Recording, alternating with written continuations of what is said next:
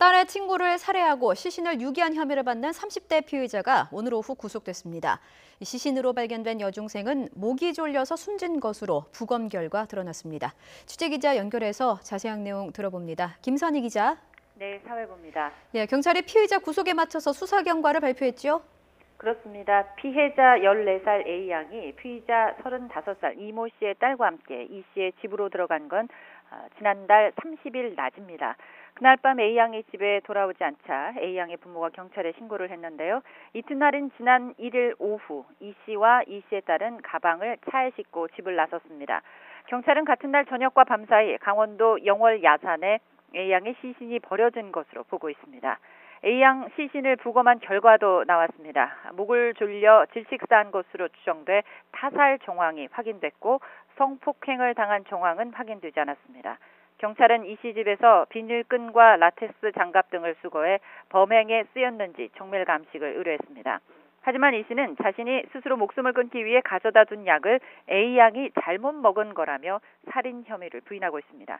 경찰은 이 씨가 시인한 시신 유기 혐의만으로 일단 구속영장을 신청했고 1시간 전쯤 법원에서 영장이 발부됐습니다.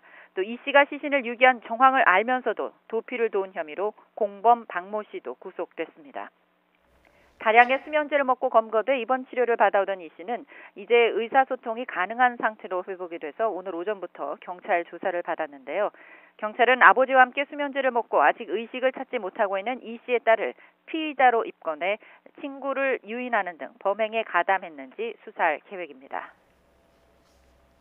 피의자 이 씨를 둘러싼 의혹도 한두 가지가 아닌 것 같습니다.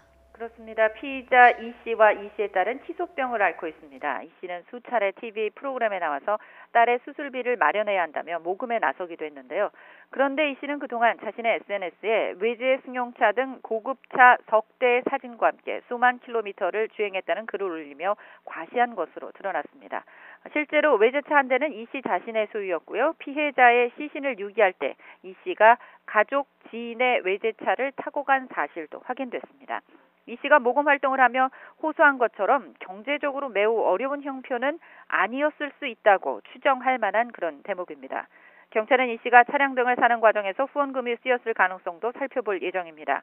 이와 함께 지난달 이 씨 부인이 스스로 목숨을 끊은 배경에도 관심이 모아지고 있는데요. 숨지기 직전 이 씨의 부인은 이 씨의 의붓 아버지에게 성폭행을 당했다며 지난달 1일 고소장을 접수했습니다.